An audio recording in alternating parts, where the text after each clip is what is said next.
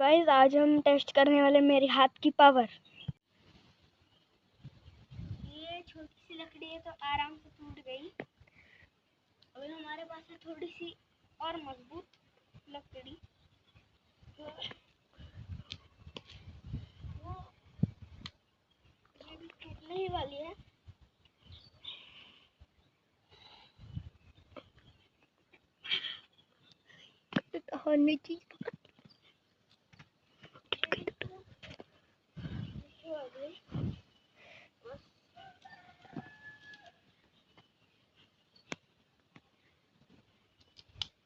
ये भी टूट